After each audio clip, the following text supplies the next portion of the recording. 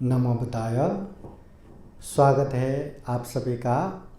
आप लोग देख रहे हैं बुद्धास टीचिंग चैनल। वर्षावास विशेष उपलक्ष्य में हम हर दिन शाम के 7 बजे आप लोगों को प्रत्यक्ष विशेष धम्म देशना लेके आते हैं। तो आज भी विशेष धम्म देशना लेके आए हैं।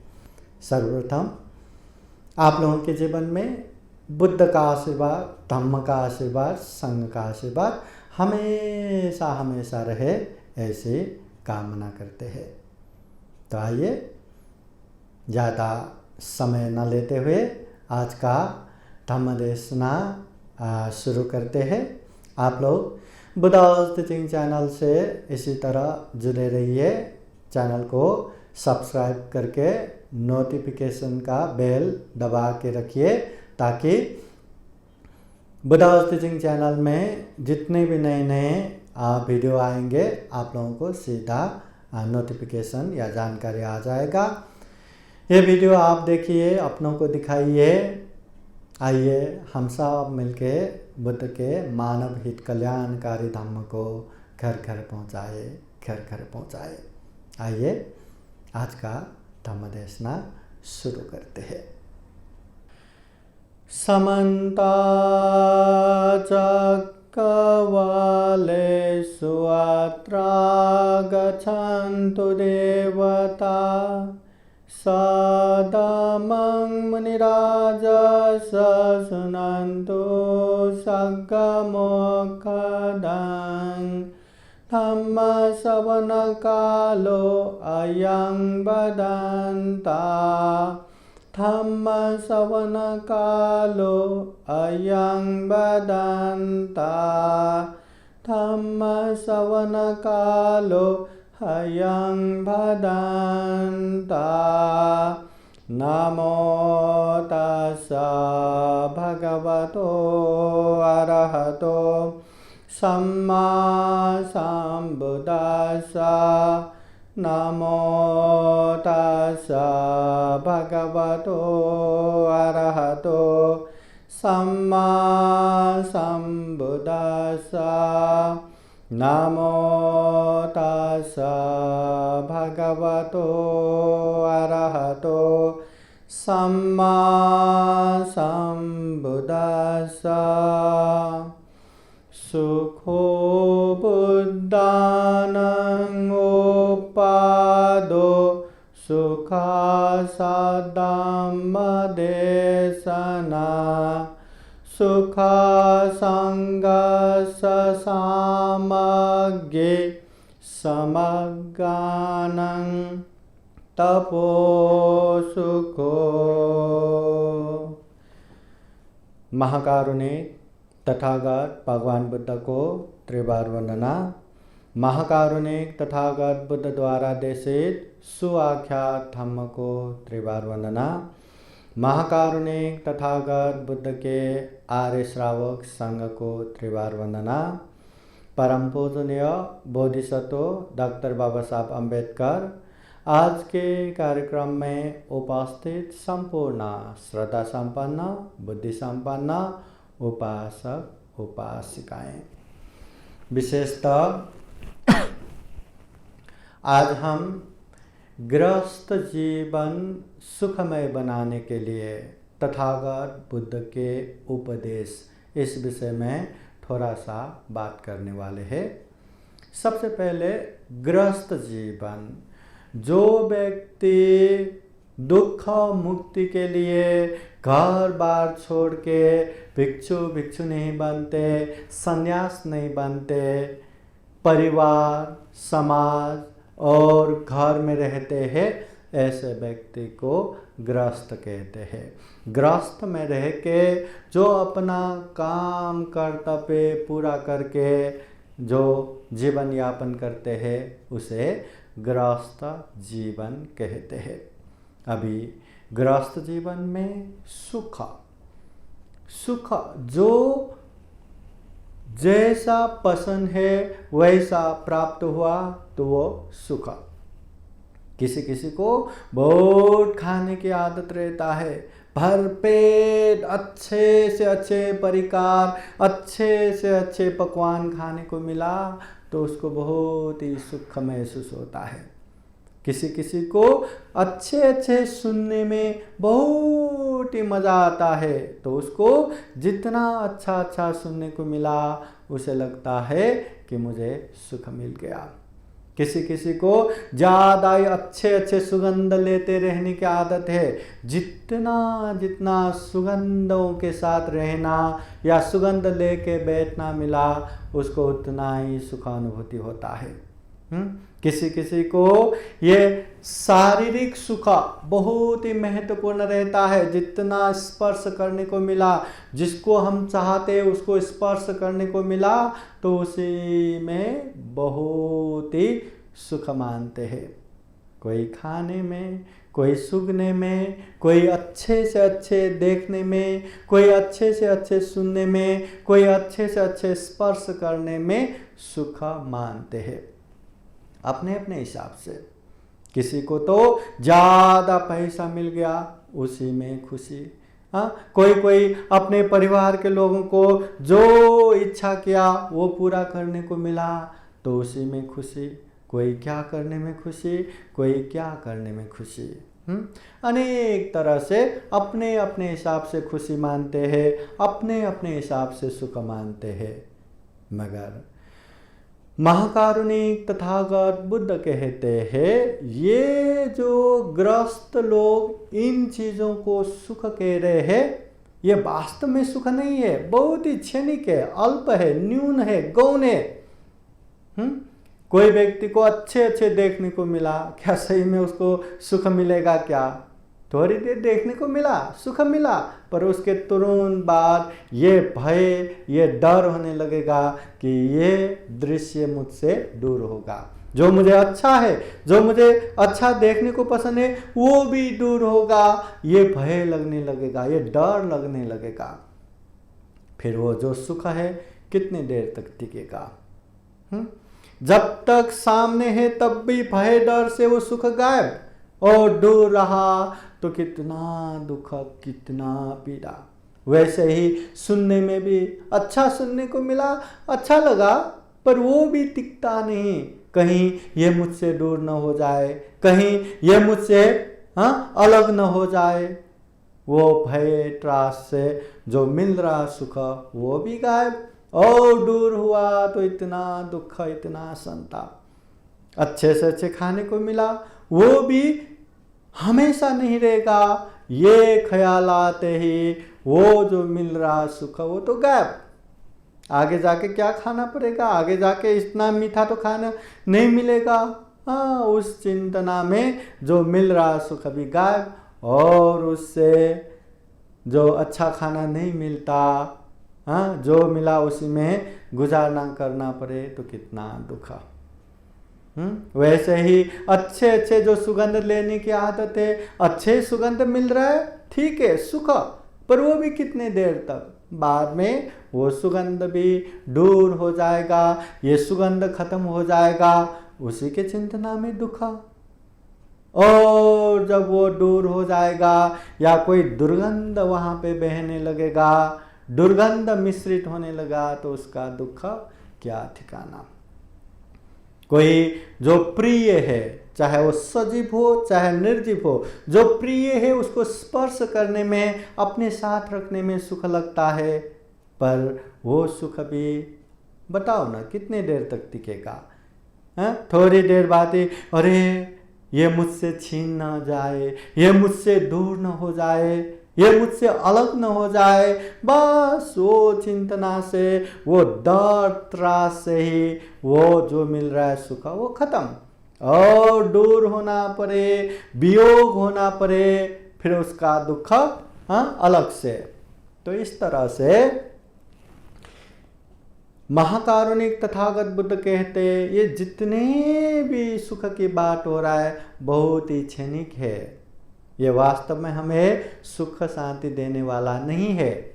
इसलिए महाकारुणिक तथागत बुद्ध कहते हैं गृहस्थ जीवन में वास्तविक सुख शांति चाहिए तो ऐसे काम करो जो काम करने से वो सुख शांति लंबी समय तक टिके। जैसे कोई पुण्य करो, कोई धर्म करो, श्रद्धा चित्त त्याग चित्त से दान दो, अच्छे से शील सदाचार को पालन करो, ध्यान भावना करो। ये चीज ना जब से हम शुरुआत करेंगे तब से हमें सुख शांति देना शुरू हो जाएगा, और जब जब भी इसको याद करेंगे सुख शांति का अनुभव होगा। इसलिए ये जो पुण्य करने से, ये जो धर्म करने से आदि मध्य अंत पर्यंत तक कल्याणकारी होगा, सुख शांति होगा। आदि जब से किया तब से, मध्य बीच में भी, अंत पर्यंत अंत तक, जब तक हम निर्वाण प्राप्त नहीं करेंगे तब तक ये पुण्य, ये कुशल कर्म पीछे पीछे आके हमें सुख और शांति देता रहेगा। इसलिए महाकारुणिक तथागत बुद्ध कहते हैं हमें वास्तविक सुख के पीछे जाना है, ये दिखावे के पीछे नहीं लगना है। दिखने में तो बहुत सुख जैसा लगता है, किसी के पास खूब सारा धन संपत्ति है, अरे उसका सुख शांति कितना होगा, हम कल्पना करते हैं। किसी के पास बड़े बड़े घर बंगलो है, अरे उसके जीवन में कितना सुख शांति होगा, हम कल्पना कर करके थकते नहीं। किसी के पास इतने बड़े बड़े गाड़ी, इतने महंगे गाड़ी, इतने अच्छे गाड़ी, बस वो कल्पना करते करते हम सोचते बैठते कि वो कितना सुखी होगा। उसके पास बैंक बैलेंस है, उसके पास ढेर सारा पैसा है, तो हम आसानी से सोचते हैं कि वो बहुत सुखी है, वो जीवन में परिपूर्ण है। पर तथागत बुद्ध इन चीजों को परिपूर्ण नहीं कहते। धन तो आज है कल नहीं है, यह सुख शांति का कारण नहीं है। कितने भी बड़े गाड़ी होने दो, कितने भी बड़े बड़े घर बंगलो होने दो, क्या वो अंदर ही अंदर संतुष्ट है क्या? वो अंदर ही अंदर सुखपूर्वक रह रहा है क्या? या अनेक टेंशन लेके, अनेक पीड़ा लेके, अनेक लोगों के डर त्रास लेके अगर जीना पड़ा तो क्या सुख हो गया, क्या शांति हो गया? वहां तो दुख, अशांति, बेचैनी, चिड़चिड़ाई होगा। इसलिए ये धन संपत्ति सुख शांति में मायने नहीं रखता। अगर धन संपत्ति को अच्छे से सदुपयोग करे तो ऐसे पुण्य कार्य कर सकते हैं जिसे सुख शांति मिले, जिसे पुण्य कुशल कर्म मिले। मगर धन संपत्ति को सदुपयोग नहीं कर पाया और उल्टा सर पे अभिमान चढ़ गया, अहंकार चढ़ गया, फिर तो क्या, वो धन संपत्ति पूरा का पूरा अकुशल पाप करने की तरफ आगे बढ़ेगा, पूरा का पूरा नेगेटिव माहौल बनाएगा। इसलिए महाकारुणिक तथागत बुद्ध कहते हैं ऐसे धन संपत्ति सुख शांति में कोई भी योगदान नहीं देता। वास्तव में धन संपत्ति से भी ज्यादा हमें कुशल पुण्य कमाना चाहिए, पुण्य रूपी संपत्ति कमाना चाहिए। ये पुण्य रूपी संपत्ति हमेशा हमारा अच्छा खासा आधार बनेगा, भरोसा बनेगा, जीवन के हर मोड़ में साथ देगा, हर दुख कष्ट को काट के सुख शांति देने के लिए हमेशा तैयार रहेगा। तो ऐसे भरोसेमंद मित्र बनाना है तो हमें पुण्य करना है, धर्म करना है। एक समय महाकारुणिक तथागत बुद्ध धम्म देशना के क्रम में गांव नगर जनपद देश देशांतरचारिका करते हुए एक गांव में पहुंचते हैं। जब तथागत बुद्ध वो गांव में पहुंचते हैं, वहां ढेर सारे लोग जमा होते हैं। किसी को तो बुद्ध कैसा है वो देखना है, किसी को तो बुद्ध क्या बताते हैं वो सुनना है, किसी को तो जीवन में अनेक दुख कष्ट है, उसका कुछ न कुछ तो समाधान मिलेगा। उस हिसाब से तो अनेक उद्देश्य लेके वहाँ ढेर सारे लोग जमा होते हैं। ढेर सारे लोग होने के बाद उन्हीं लोगों में से कुछ लोग तथागत बुद्ध से विनती करते हैं, भगवान हमने आपके विषय में सुने हैं, आप बुद्ध है, तथागत है, सम्यक संबुद्ध है। हमने ये भी सुने हैं कि आपके उपदेश सुनने के बाद वैराग्य धम्म उत्पन्न करके दुख मुक्ति के लिए आपके पीछे पीछे ही जाते हैं। भगवान, हम आपसे विनती करते हैं, हमें इस तरह का उपदेश ना दे। हमें परिवार भी चाहिए, समाज भी चाहिए, धन संपत्ति भी चाहिए, सारे चीज़ों को साथ में रख के सुख शांति प्राप्त हो, ऐसे उपदेश दे। गृहस्थ जीवन में भी सुख शांति प्राप्त हो, ऐसा उपदेश दे। उस समय महाकारुणिक तथागत बुद्ध ने ठीक है कहते हुए उसी तरह का उपदेश देते हैं, और उपदेश देते देते उन्हीं लोगों से पूछते हैं, है उपासक उपासिकाएं, इस गांव में क्या ऐसे लोग हैं जो दूसरों को हिंसा करते हैं, दुख देते हैं? सारे लोग कहते, भगवान, इस तरह के लोग इस गांव में कितने हैं, ढेर सारे लोग हैं। फिर तथागत बुद्ध पूछते हैं, ऐसे दुख देने वाले, मारने वाले लोग पसंद है क्या? सब लोग कहते हैं, भगवान, ऐसे लोग हमें पसंद नहीं। फिर तथागत पूछते हैं, ऐसे लोग पसंद नहीं है तो खुद हिंसा करते हैं कि नहीं, खुद किसी को मारते हैं कि नहीं? सब लोग एक दूसरे के चेहरे देखते हैं और नीचे झुक के बैठते हैं। तथागत बुद्ध कहते हैं, अत्तानं उपमं कत्वा, अपने आप को उदाहरण के रूप में रखो। न हनय न खाते, या किसी का हनन मत करो, घात मत करो, किसी को हिंसा मत करो, मारो मत। अपने आप को उदाहरण के रूप में रखो। अगर हिंसा करने वाला हमें पसंद नहीं, हम हिंसा करेंगे तो दूसरों को भी पसंद नहीं, इसलिए हिंसा मत करो। फिर तथागत बुद्ध पूछते हैं, ये गांव में चोरी करने वाला है क्या? सब लोग कहते हैं, भगवान, बहुत सारे हैं। काम मिथ्याचार व्यभिचार करने वाला है क्या? भगवान, इस तरह के लोग भी बहुत सारे हैं। बुद्ध पूछते हैं, झूठ असत्य बोलने वाला, ऐसा लोग भी है क्या?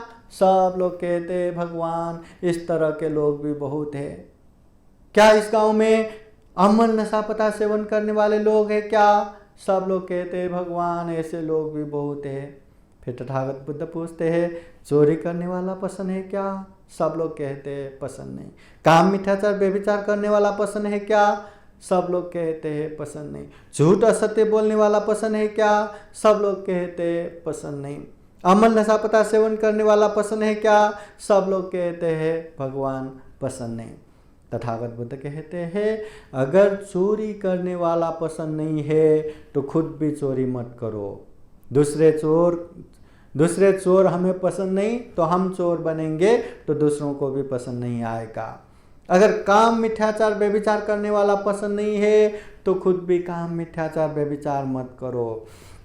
झूठ असत्य बोलने वाला पसंद नहीं है तो खुद भी झूठ असत्य मत बोलो। अगर नशा पता सेवन करने वाला पसंद नहीं है तो खुद भी नशा पता सेवन मत करो। अत्तानं उपमं कत्वा, अपने आप को एग्जाम्पल के रूप में रखो, उदाहरण के रूप में रखो। जिस तरह हिंसा करने वाला पसंद नहीं तो खुद भी हिंसा मत करो। चोरी करने वाला पसंद नहीं, खुद भी चोरी मत करो। व्यभिचार करने वाला पसंद नहीं, खुद भी व्यभिचार मत करो। झूठ बोलने वाला पसंद नहीं तो खुद भी झूठ मत बोलो। नशा पता सेवन करने वाला पसंद नहीं तो खुद भी नशा पता सेवन मत करो।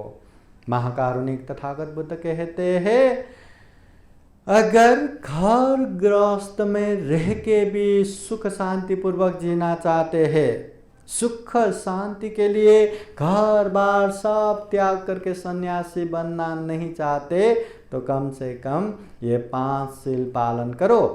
ये 5 शील भी पालन किया तो जीवन में सुख भी आएगा, शांति भी आएगा।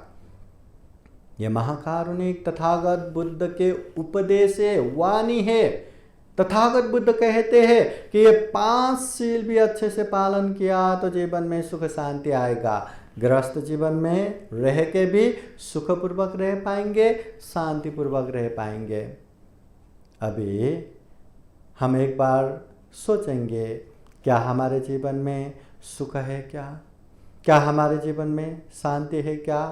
अगर सुख शांति कमी है तो क्या हमने यह पंचशील अच्छे से पालन किया है क्या? कहीं हमने हिंसा तो नहीं किया, कहीं हमने चोरी तो नहीं किया, कहीं हमने व्यभिचार तो नहीं किया, कहीं हमने झूठ तो नहीं बोला, कहीं हमने नशा पदार्थ तो सेवन नहीं किया। ये बात को ध्यान से मनन करना जरूरी है। अगर किया है तो महसूस करो कि मैंने अकुशल किया है, आगे से उसको मत दोहराओ, आगे से ऐसी काम मत करो। धीरे धीरे धीरे धीरे ये अकुशल पाप को छोड़ के अच्छे कुशल कर्म करने लगेंगे, अच्छे शील सदाचार को हमेशा पूर्ण रूप से पालन करेंगे, तो गारंटी है, तो निश्चित है कि हमारे जीवन में सुख भी आएगा, शांति भी आएगा। ये तथागत बुद्ध के वाणी है। मिथ्या कैसे हो सकता है, असत्य कैसे हो सकता है? अगर हम हर दिन बुद्ध के सामने या कोई भी बौद्ध कार्यक्रम में शील प्रार्थना कर रहे हैं और इसके बावजूद भी जीवन में सुख नहीं है, शांति नहीं है, तो कहीं ना कहीं तो चूक हुआ है। देखो, बुद्धवाणी ये तो मिथ्या नहीं हो सकता, बुद्धवाणी ये तो असत्य नहीं हो सकता, मगर हमने जिस तरह से पालन करना है शायद उस तरह से पालन न किया हो। जिस तरह से हमें शील सदाचार में रहना है उस तरह से ना रहा हो या ज़्यादा ही ढीला दिया हो। तो ये बात को खूब अच्छे से जानना है, खूब अच्छे से पालन करना है। हम सब लोग सुख चाहने वाले हैं, शांति चाहने वाले हैं, इसीलिए हमें सुख चाहिए, शांति चाहिए, तो ये 5 शील अच्छे से पालन करना है। ये 5 शील अच्छे से पालन करने से भी जीवन में सुख आएगा, शांति आएगा, ये तथागत बुद्ध कहते हैं। महाकारुणिक तथागत बुद्ध के समय में ऐसे अनेक अनेक उदाहरण है सुख शांति के लिए। हाँ, मतलब जीवन में सुख शांति चाहिए पर अकुशल कर रहे, पाप कर रहे, तो उसको सुख शांति मिलने वाला नहीं है, कितना भी वो सुख शांति चाहे। सुख शांति चाह रहे हैं और सुख शांति के मार्ग पे ही चलते हैं, कुशल कर्म पुण्य कर्म के मार्ग पे ही चलते हैं, तब हाँ उसके जीवन में सुख शांति आएगा। वो सुख शांति चाहो या ना चाहो, सुख शांति आएगा ही। बस हमें ये बात स्पष्ट रूप से जानना है।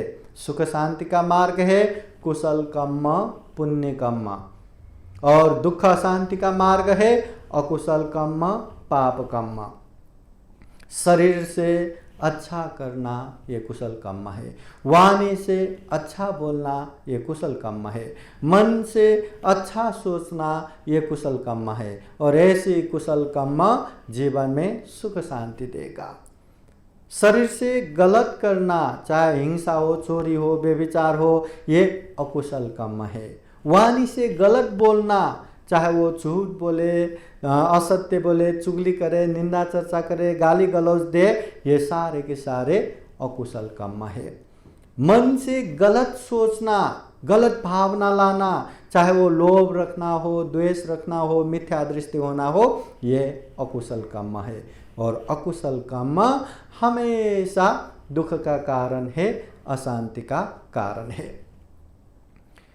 इसलिए महाकारुणिक तथागत बुद्ध कहते हैं, जीवन में सुख चाहिए, शांति चाहिए, तो हमें अच्छे पुण्य कर्म ही करना है, अकुशल पाप से दूर रहना है। यह महाकारुणिक तथागत बुद्ध के उपदेश है। विशेषतः महाकारुणिक तथागत बुद्ध गृहस्थ जीवन में 4 तरह का सुख रहता है, इसके विषय में भी बताते हैं। 4 तरह का सुख गृहस्थ जीवन में प्राप्त कर सकते हैं। वो 4 तरह का सुख बौद्ध वाङ्मय में इस तरह से उपदेश दिया हुआ है।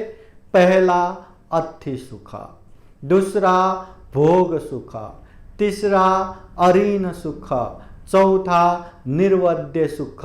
ये 4 तरह का सुख गृहस्थ जीवन में हो सकता है। हमारे गृहस्थ जीवन में ये 4 सुख है या नहीं है, एक बार जान लो। सबसे पहला सुख है अति सुख। अति सुख बोले तो जो कुछ भी चाहिए सब है, अति है ये सुख। मतलब जो भी चाहिए, मोबाइल है, लैपटॉप है, पहनने के लिए कपड़ा है, रहने के लिए छत है, खर्चा के लिए ये बैंक बैलेंस है, काम है, अच्छे पगार है, हाँ, हर चीज में है, परिवार है, मित्र है, हाँ, अच्छे मित्र है, हर चीज में है, मेरे पास है। मतलब परिपूर्ण होना ये भी एक तरह का सुख है। ये पहला गृहस्थ सुख। दूसरा गृहस्थ सुख है भोग सुख। मतलब भोग करने की सुख। मतलब जो भी संपत्ति है, जो भी चीजें है, वो सारे के सारे भोग करना। जैसे लैपटॉप है, अब लैपटॉप अच्छे से हम प्रयोग करना हो रहा है कि नहीं, उसको अच्छे से यूटिलाइज कर रहे हैं कि नहीं। अगर कर रहे हैं तो ये भोग सुख हो गया। मोबाइल है, मोबाइल का अच्छे से सदुपयोग कर रहे हैं कि नहीं।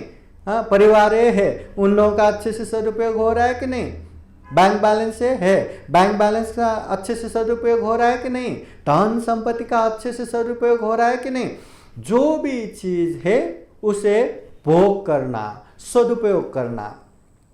ऐसे भी बहुत सारे लोग रहता है कि धन संपत्ति बहुत सारा है और कमा भी रहा है, पर वो भोग नहीं करता, सिर्फ बचा के रखता है, बचा के रखता है, बचा के रखता है। अंततः वो मर जाता है, सारे के सारे यही रह जाता है। बुद्ध के समय में भी ऐसे बहुत सारे सेंट मर जाते हैं। इतने कंजूसी, इतने लोभी, वो जिंदगी में न अच्छा खाता है, न अच्छा पहनता है, न खुद प्रयोग करता है, न दूसरों को देता है, सिर्फ बचा के जाता है। जब वो मर जाता है तो वो सब राजकोष में जमा होता है। कितने कितने दिनों तक गाड़ाओं में वो संपत्ति, वो धन संपत्ति पूरा राजकोष में जमा करते हैं, कितने कितने दिन लगा के। मतलब जो धन संपत्ति अपने पास है उसे भी प्रयोग नहीं कर पाते। इसलिए जो है उसको अच्छे से सदुपयोग कर पाना ये भी सुख है। ये सुख को कहते हैं भोग सुख। फिर तीसरा सुख है अऋण सुख। गृहस्थ जीवन में ऋण मुक्त जीवन जीना ये भी सुख है। अभी गृहस्थ जीवन में ऋण रहा तो हमेशा टेंशन रहता है कि यहाँ लोन का पैसा देना है, ऋण का पैसा देना है, ये करना है, वो करना है, हमेशा एक तरह से पार रहता है। अगर जीवन में लोन ही नहीं है, ऋण ही नहीं है तो कितना आनंद है, कितना सुकून का नींद ले सकते हैं, आराम से जी सकते हैं। अगर ऋण रहा तो हमेशा ऋण देना है, ऋण देना है, ऋण देना है, कभी मन में सुख शांति नहीं रहेगा, एक तरह से भार रहेगा। इसलिए गृहस्थ जीवन में ऋण मुक्त होके अऋण सुख प्राप्त कर सकते हैं। मतलब ऋण मुक्त होके रहा तो ये भी बहुत बड़ा सुख हो गया, जिसे कहते हैं अऋण सुख। ऋण मुक्त जीवन जीना ये भी बहुत बड़ा सुख है। और चौथा सुख है निरवध्य सुख।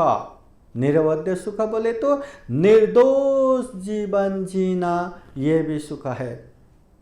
किसी का उपकार करना अच्छी बात है, आप शरीर से कर सकते हैं, शरीर से उपकार करो, वाणी से कर सकते हैं, वाणी से उपकार करो, मन से कर सकते हैं तो मन से उपकार करो, ये अच्छी बात है। कम से कम दूसरों का उपकार न कर पाए तो अपने शरीर से दूसरों को दुख न देना, वाणी से दूसरों को दुख न पहुंचाना, मन से दूसरों को दुख न पहुंचाना, ये भी सुख है। मतलब निर्दोष जीवन जीना, बिना किसी को दुख कष्ट दिए आराम से जीना, ये भी गृहस्थ सुख है।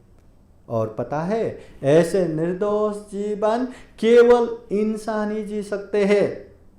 इंसान के अलावा कोई भी जीव जंतु पशु पंछी कीट पतंग निर्दोष जीवन जी नहीं सकते। किसी न किसी को दुख दे के, किसी न किसी को परेशानी में डाल के ही वो उन लोगों को जीना पड़ता है। अगर इंसान चाहे बिना किसी को दुख कष्ट दिए बिना भी आराम से निर्दोष जीवन जी सकते हैं। इसलिए महाकारुणिक तथागत बुद्ध कहते हैं गृहस्थ जीवन में ये 4 प्रकार के सुख है। अति सुख सब कुछ है, ये सुख। भोग सुख जो है उसको अच्छे से सदुपयोग कर पाना।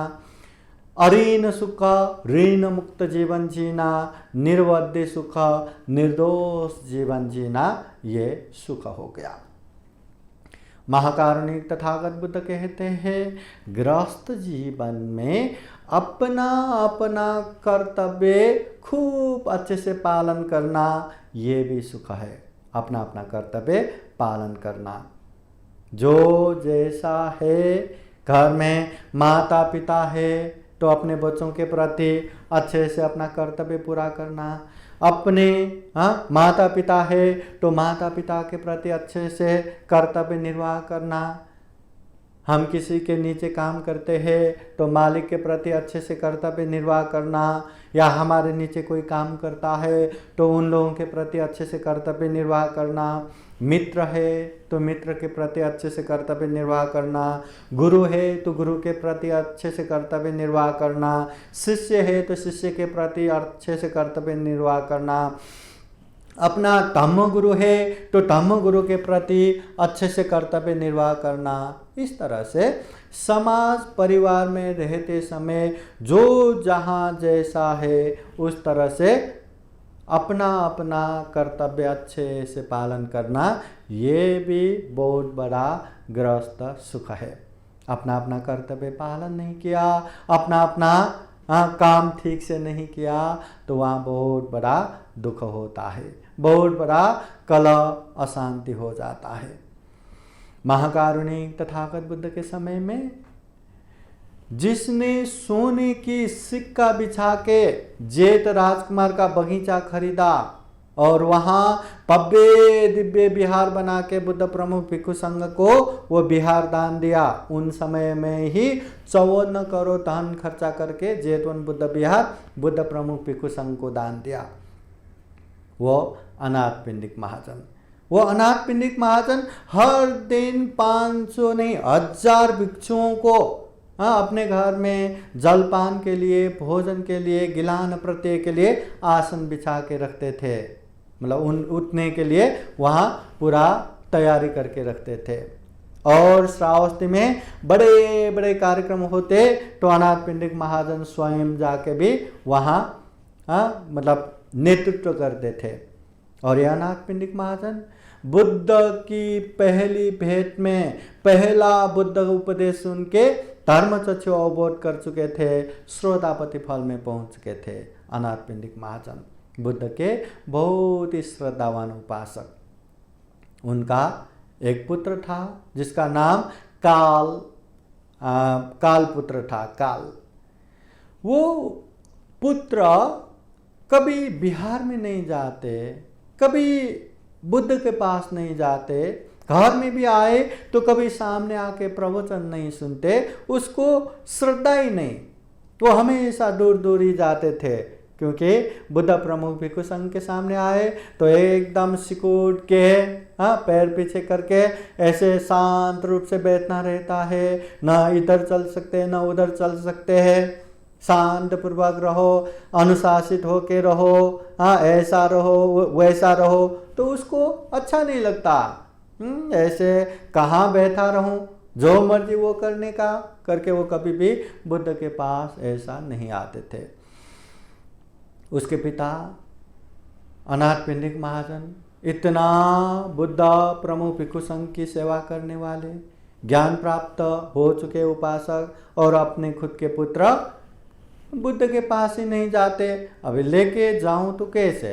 अपने पुत्र को जबरदस्ती भी ले जा सकते थे, पर जबरदस्ती नहीं, उसके मन से जाना चाहिए। अब कैसे क्या करूं? तो एक उपाय करते हैं, तो अपने पुत्र को बुला के कहते हैं, पुत्र जाओ तुम एक दिन बिहार में जाके उपोषण पालन करके आओ, तुम्हें 1000 स्वर्ण असर्फी देता हूं। 1000 स्वर्ण असर्फी? हाँ, अभी जवान है, यहाँ वहाँ घूमने फिरने के लिए दोस्तों के साथ यहाँ वहाँ करने के लिए पैसा तो लगता ही है, और 1000 स्वर्ण असर्फी बोले तो बहुत बड़ा हो गया। तो वो कहते हैं ठीक है पिताजी, मैं एक दिन का उपोषण लेता हूँ। उन समय में उपोषण लेना है तो बिहार में जाना है, बिहार में शील पालन करके वहीं धम्म देशना सुनते सुनते रात बिताना है, और सुबह सुबह पंचशील ग्रहण करके अपने घर में वापस आना है। तो वो काल उपासक भी पिता की बात सुन के सिर्फ धन के लालच में वो बिहार में जाते हैं। वहाँ धम्म देशना होता है, धम्म देशना उसको सुनना बिल्कुल लेना देना ही नहीं। वो एक कोने में जाते हैं, आराम से सोते हैं, पूरा रात निकालते हैं, सुबह होते होते भागते भागते पिताजी के पास जाते हैं। पिताजी बेचारा उपोषण लिया है, रात को नहीं खाया, भूख लगा होगा करके नाश्ता वास्ता तैयार करके रखा। तो पुत्र कहते हैं पहले मुझे मेरा पैसा दो, फिर नाश्ता करूँगा। पिताजी ने पैसा दिया, एक हाथ से पैसा पकड़ा, दूसरे हाथ से नाश्ता किया। अनाथ पिंडिक महाजन को लगा पुत्र को कुछ समझ में नहीं आया, अभी फिर एक बार वो ऐसा करूँगा। फिर वो कहते हैं मैं फिर से तुम्हें 1000 स्वर्ण असर्फी देता हूँ, इस बार भी उपोषण ग्रहण करके आओ, पर इस बार और एक शर्त है कि भगवान बुद्ध का एक छोटा सा ही उपदेश क्यों ना हो, वो याद करके मुझे बताओ। अभी इतने सारे उपदेशों में एक उपदेश याद करना कौन सी बड़ी बात है, 1000 स्वर्ण असर्फी मिल रहा है ना, ठीक है करके वो फिर से तैयार होके विहार गया। उस समय एक उपदेश स्मरण करना था, तो रात के समय में वो एक जगह बैठ के उपदेश याद करने के लिए सुनता रहा, पर ध्यान ज़्यादा ही पैसे पैसे पैसे में जा रहा था, तो उपदेश ध्यान ही नहीं। तो उसको ख्याल आया, अरे उपदेश याद नहीं रखा तो मुझे पैसा ही नहीं मिलेगा, नहीं मुझे अभी अच्छे से सुनना पड़ेगा। ध्यान से सुनने लगा।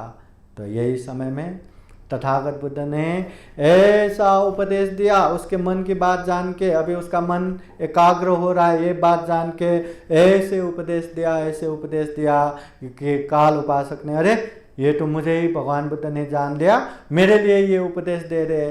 तो ध्यान से सुनते सुनते सुनते सुनते उसने भी धर्मचक्षु प्राप्त किया, श्रोतापति फल प्राप्त किया। और सवेरे सवेरे तथागत बुद्ध प्रमुख भिक्षु संघ को साथ में अपने घर में जलपान नाश्ता के लिए लेके गए। और चलते चलते अभी दूर से ही अनाथ पिंडिक महाजन ने देख लिया, तो अरे बुद्ध प्रमुख भिक्षु संघ को लेके आए, मेरे पुत्र को धम्म समझ में आया होगा, फिर भी देखता हूँ, मैं पैसे दे के देखता हूँ। उधर काल उपासक बुद्ध प्रमुख भिक्षु संघ को लाते लाते उसके मन में आ रहा था, कल पहली बार तो जब तक पैसा नहीं दिया मैंने नाश्ता तक नहीं किया था, इस बार सबके सामने पैसा ना दे तो अच्छा है, ऐसा सोचते सोचते जा रहा था। उधर उसके पिताजी पैसा देता हूँ, देखता हूँ ज्ञान प्राप्त हुआ है कि नहीं। जैसे ही घर में आया, अनाथ पिंडिक महाजन ने, पुत्र ये तुम्हारा पैसा। काल उपासक ने पैसा लिया भी नहीं, शर्मा के सिर झुका के बैठा। तब जाके तथागत बुद्ध कहते हैं, अनाथ पिंडिक महाजन ये तुम्हारे पुत्र अभी पैसे के प्रलोभन से बहुत दूर गए हैं, श्रोतापति फल में पहुंच चुके हैं। ऐसा कहते हुए फिर अंदर जाके नाश्ता करते हैं। इस तरह अपने पुत्र को सही ज्ञान, सही कर्तव्य, सही धम्म में प्रतिष्ठित करने के लिए अनाथ पिंडिक महाजन ने धन का प्रलोभन देके भी अपने पुत्र को सही मार्ग में लाया। वैसे ही ये मगध के राजगृह में एक सिंगाल पुत्र को भी उसके माता पिता ने जीवन भर समझाते रहे कि बुद्ध के पास जाओ, बुद्ध के पास नहीं तो सारिपुत्र पंडे के पास जाओ, मोडगलायन भिक्षु के पास जाओ, महाकाश्यप भिक्षु के पास जाओ, धम्म देशना सुनो, कल्याण होगा। पुत्र को जीवन भर कहता रहा, कभी सुना ही नहीं। वो जो माता पिता तो श्रोतापति फल में पहुंच चुके, पुत्र को जीवन भर कहा, सुना ही नहीं। अंतिम समय में पुत्र को बुला के कहते हैं अभी हम मरने वाले हैं, हमारी एक बात मानो।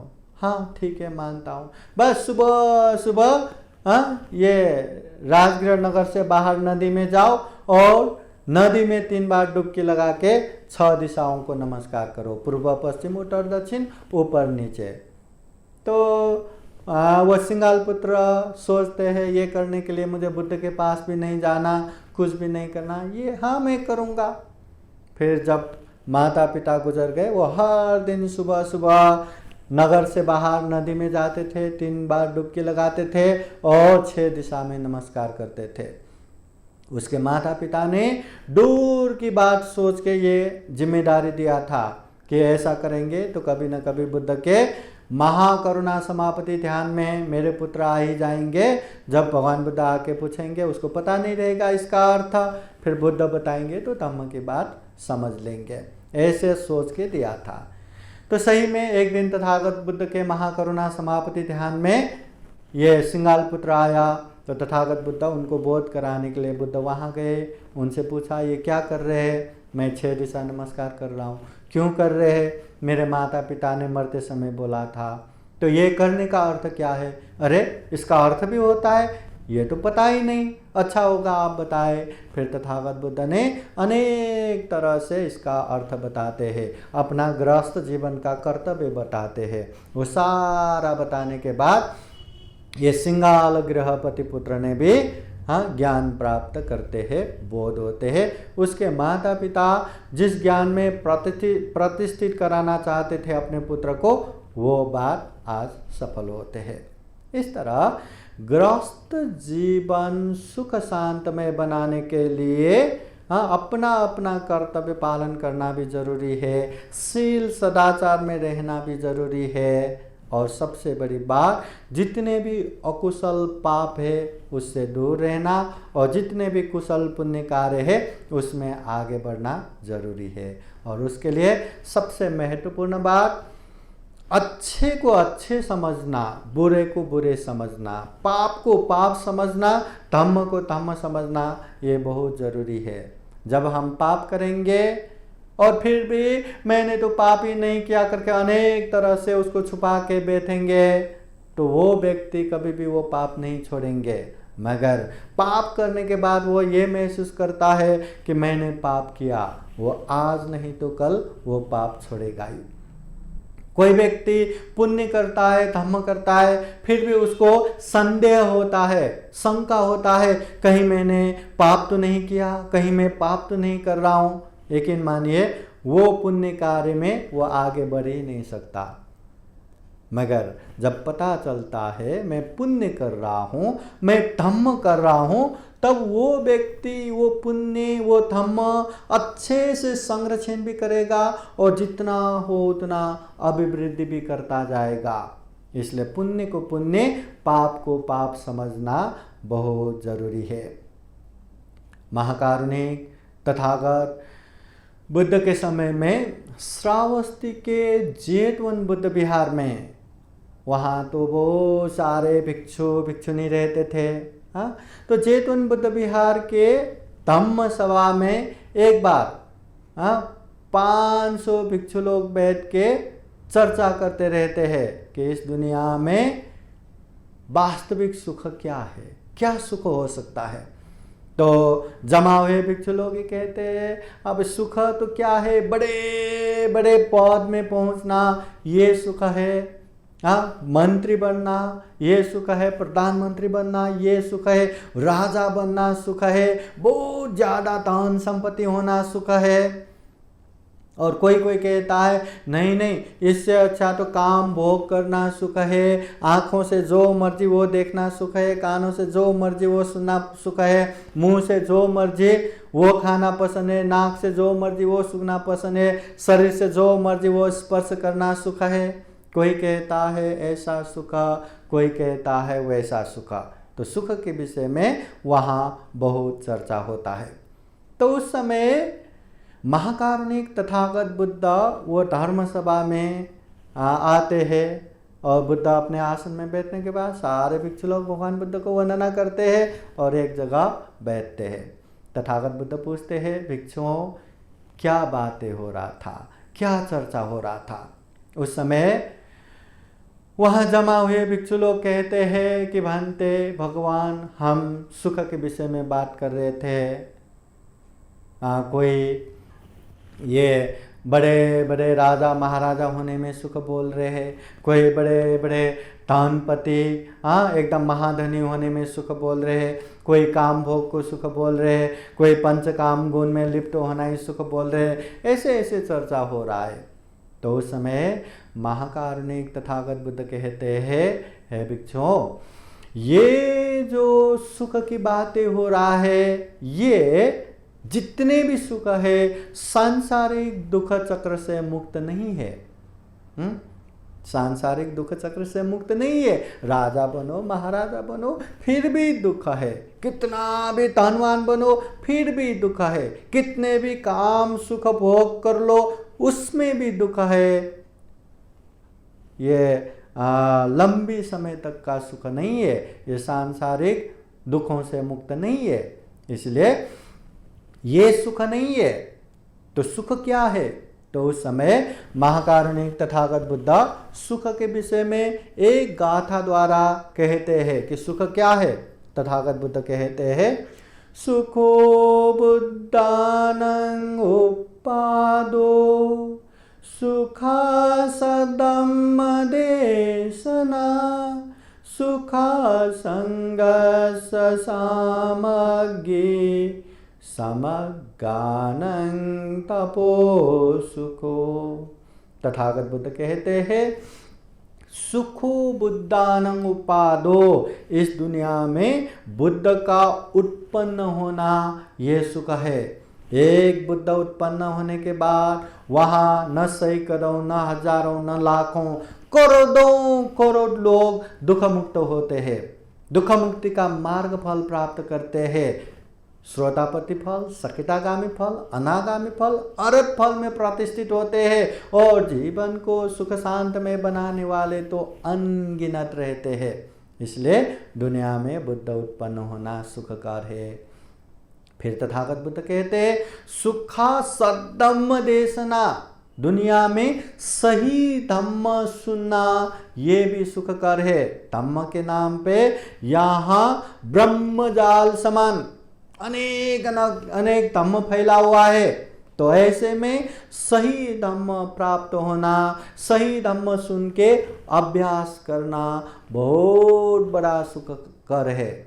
सही धम्म मिलना बहुत बड़ा सुखकर है। फिर तथागत बुद्ध कहते हैं, सुखा संगस सामग्री, ये संग का एकजुट होना, एकत्रित होके संगठित होके काम करना ये भी बहुत बड़ा सुखकर है। फिर तथागत बुद्ध कहते हैं, समगानं तपो सुखो, सभी लोग मिलजुल के साथ में तप करना या दुख मुक्ति के मार्ग पे आगे बढ़ना या अच्छे गुण धर्म का आचरण करना ये भी सुखकर है। सभी लोग मिल के एक साथ। तो इस तरह तथागत बुद्ध वास्तव में सुख ये है कहते हुए कहते हैं, लोक में बुद्ध का उत्पन्न होना सुखकर है, सही धम्म सुनना सुखकर है, संघ का एकजुट होना सुखकर है और ये एक साथ होके तप करना ये सुख है। यह महाकारुणिक तथागत बुद्ध श्रावस्ती के जेतवन बुद्ध विहार में रहते समय 500 भिक्षु लोग जो सुख के विषय में चर्चा कर रहे थे उन लोगों को समझाते हैं सुख ये है। एक समय महाकारुणिक तथागत बुद्ध दुनिया में सबसे बड़ा सुख क्या है इसके विषय में कहते हुए एक उपदेश इस तरह भी देते हैं, आरोग्य परमा लाभा संतुष्टि परमं धनं विश्वास परमान्याति निब्बानं परमं सुखं। आरोग्य परमा लाभा, सबसे बड़ा लाभ क्या है? आरोग्य, निरोग। संतुष्टि परमं धनं, सबसे बड़ा धन क्या है? संतोष, संतुष्टि। फिर तथागत बुद्ध कहते हैं विश्वास परमान्याति, सबसे बड़ा बंधु कौन है? विश्वास। फिर तथागत बुद्ध कहते हैं निब्बानं परमं सुखं, सबसे बड़ा सुख क्या है? निर्वाण। निर्वाण वो अवस्था है जहां कोई भी तृष्णा नहीं रहता, कोई भी क्लेश रूपी शत्रु नहीं रहता। वो निर्वाण जहां हर तरह के दुख खत्म हो चुका है, जहां हर तरह के दुख के कारण खत्म हो चुका है, वो अवस्था निर्वाण, जिसे विमुक्ति सुख कहते हैं, जिसे दुख मुक्ति कहते हैं। तो जो व्यक्ति निर्वाण प्राप्त करते हैं उसको सबसे बड़ा सुख प्राप्त होता है, विमुक्ति सुख प्राप्त होता है। इसलिए जीवन में अगर हमें सबसे बड़ा सुख प्राप्त करना है तो निर्वाण प्राप्त करना है, और निर्वाण प्राप्ति यही मनुष्य जीवन में ही कर सकते हैं। मनुष्य के अलावा न सुगति में कर सकते हैं न दुर्गति में कर सकते हैं। अभी दुर्गति के लोगों को तो पाप धर्म का समझ भी नहीं आता, न पाप से दूर हो सकते हैं न पुण्य में आगे बढ़ सकते हैं। और सुगति में रहे लोग तो जो अपना पुण्य है उसका ही भोग करते करते अच्छे जीवन जीते हैं, बाद में पुण्य खत्म हो गया तो सर के बल पे नीचे गिरना ही है। तो इंसान ही ऐसा जीवन है, हम चाहे तो ढेर सारा पुण्य कर सकते हैं, ढेर सारा धर्म कर सकते हैं, ये जीवन को सार्थक बना सकते हैं, सफल बना सकते हैं। और हम अच्छे से मेहनत करके परिपूर्ण धर्म में आगे बढ़ा तो जीवन को दुख मुक्ति के मार्ग फल में भी प्रतिष्ठित कर सकते हैं। श्रोतापति, सकितागामी, अनागामी, अरहत फल भी प्राप्त कर सकते हैं। और ये भी सत्य है, अगर इंसान ने गलत मार्ग पे आगे बढ़ा या अकुशल पाप पे आगे बढ़ा तो इतना पाप कर सकते हैं, इतना पाप कर सकते हैं जो खुद के लिए ही बहुत बड़ा अभिशाप बनेगा, बहुत बड़ा दुख का कारण बनेगा। इसलिए जीवन में सुख प्राप्ति करना है, शांति प्राप्ति करना है, गृहस्थ जीवन सुख शांत में बनाना है तो उसके लिए हमें ही मेहनत करना है, हमें ही पुण्य कार्य करना है, हमें ही धर्म करना है। सुख शांति का मार्ग पुण्य करो, धर्म करो, अकुशल पाप से दूर रहो। मगर सुख भी चाहिए, शांति भी चाहिए, पर वो कर रहा है गलत, वो कर रहा है पाप, वो कर रहा है अकुशल, यकीन मानिए उसको दिखावे के रूप में धन संपत्ति भले ही प्राप्त हो पर वास्तविक सुख शांति कभी प्राप्त नहीं होगा। वास्तविक सुख शांति चाहिए तो हमें पुण्य ही करना है, धम्म ही करना है, कुशल कर्म ही करना है। इसलिए तथागत बुद्ध कहते हैं इंसानों को पुण्य करना चाहिए, बार बार पुण्य करना चाहिए। जो व्यक्ति पुण्य करते हैं उसके जीवन में उच्च प्रकार के सुख मिलता है, महान सुख मिलता है। और तथागत बुद्ध गारंटी देता है जो व्यक्ति पुण्य करता है, धर्म करता है, उसके जीवन में सुख शांति आएगा ही। तो इसलिए हम भी अपने जीवन में सुख चाहते हैं, शांति चाहते हैं तो जीवन में खूब सारा पुण्य करना है, खूब सारा धर्म करना है, अकुशल पाप से दूर रहना है। तो आइए हम यही कामना करते हैं कि आप सभी लोग भी गृहस्थ जीवन में सुख शांति पूर्वक रहने के लिए अच्छे से शील पालन करें, अपनी कर्तव्य निर्वाह करें, जो भी अकुशल पाप है उससे दूर रहे, पुण्य धर्म कार्य में निरंतर करते करते आगे बढ़ सके, ये जीवन को सुखमय बनाए, शांतमय बनाए, ढेर सारा पुण्य धर्म करते हुए सभी दुखों से मुक्त जो परम सुख है, परम शांति है वो निर्वाण भी प्राप्त कर सके। यह दुर्लभ, यह अमूल्य, ये सर्वश्रेष्ठ मनुष्य जीवन को सफल बना सके, सार्थक बना सके, ऐसी कामना करते हुए आज का ये धम्म देशना यहीं समापन करते हैं। सबका मंगल हो, सबका कल्याण हो। भवतु सब मंगलं। साधु साधु साधु। धम्म देशना के अंत में आप सभी को बुद्धवाणी पाली गाथा द्वारा आशीर्वाद देते हैं। आप लोगों के जीवन में खूब खूब बुद्ध का आशीर्वाद रहे, धम्म का आशीर्वाद रहे, संघ का आशीर्वाद रहे। सवेतियो विवाजान्तु सब्बरोगो विनाशतु माते भवतु अन्तरायो सुखी दीर्घायुको भव। भवतु सर्वमङ्गलं रक्षन्तु सर्वदेवता सर्वबुद्धानुभावेन सदा सोऽस्ति भवन्तु ते। भवतु सर्वमङ्गलं रक्षन्तु सर्वदेवता सर्वधर्मानुभावेन सदा सोऽस्ति भवन्तु ते। भवतु सर्वमङ्गलं रक्षन्तु सर्वदेवता सर्वसङ्घानुभावेन सदा सोऽस्ति भवन्तु ते।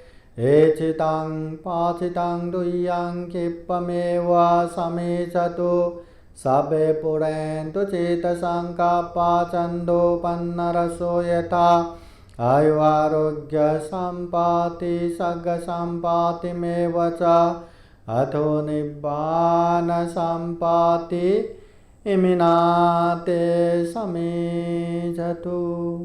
साधु साधु साधु। बुद्धं नमामि, धम्मं नमामि, संघं नमामि। अहं वन्दामि सर्वदा। सबका मंगल हो, सबका कल्याण हो, सुखी हो, सुखी हो, सुखी हो। साधु साधु साधु। बुद्धं नमामि, बुद्ध को नमन करता हूँ। धम्मं नमामि, धम्म को नमन करता हूँ। संघं नमामि, संघ को नमन करता हूँ।